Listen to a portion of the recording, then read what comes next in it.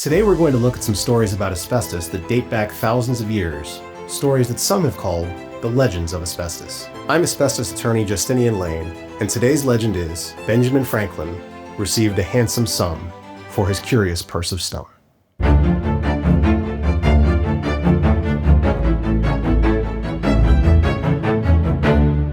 We covered Ben Franklin's asbestos purse in another video we made called Benjamin Franklin's Asbestos Purse, so watch that one for more information on the purse itself. But now I want to talk about a couple of minor issues with this legend. Ben Franklin did indeed sell his asbestos purse to Sir Hans Sloane, who was a true man of science. As a physician, he served both Queen Anne and King George II, as well as serving as the president of the Royal College of Physicians.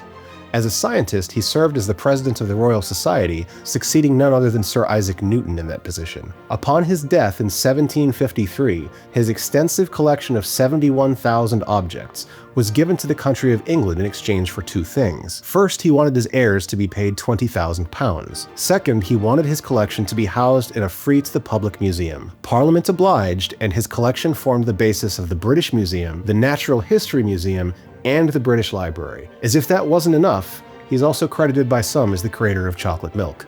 Clearly the man was a big deal. He was certainly a big deal in 1725 when Ben Franklin wrote to him. At that point, Sloane was 65 years old and was the president of the Royal College of Physicians and also the physician in general to the army. In contrast, Benjamin Franklin was a broke 19-year-old who'd recently moved to London and couldn't afford to return home. So he wrote to Sir Hans Sloane a letter which read as follows. The letter's been preserved, and this is what it said. Sir, having lately been in the northern parts of America, I have brought from thence a purse made of the stone asbestos, a piece of the stone, and a piece of the wood, the pithy part of which is of the same nature, and called by the inhabitants salamander cotton. As you are noted to be a lover of curiosities, I have informed you of these, and if you have any inclination to purchase them, or see them, let me know your pleasure by a line directed for me at the Golden Fan in Little Britain, and I will wait upon you with them. I am, sir, your most humble servant, Benjamin Franklin. P.S. I expect to be out of town in 2 or 3 days, and therefore beg an immediate answer.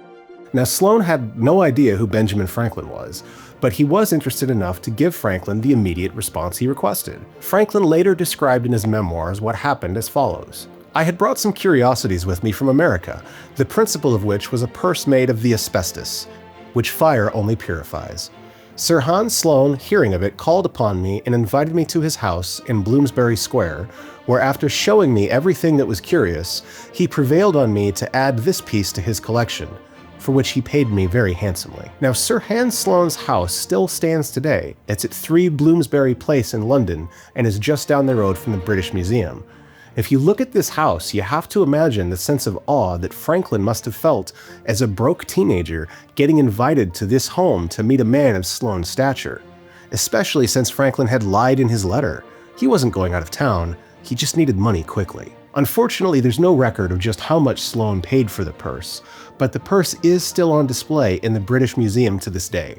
The museum investigated the purse and found that it was made out of tremolite asbestos. This means that contrary to Keasbey and Madison's assertion that Ben Franklin's asbestos purse came from Canada, where K&M owned a chrysotile mine, it probably was made with tremolite in Pennsylvania because there are several deposits near Philadelphia where Franklin lived before he moved to London. Thanks so much for watching this series of The Legends of Asbestos, based upon a book published by the asbestos company Keasbey and Madison in 1940. A lot of the illustrations in this book are very interesting, and if you'd like to get a better look at them, visit our website where we have the book available for you to view.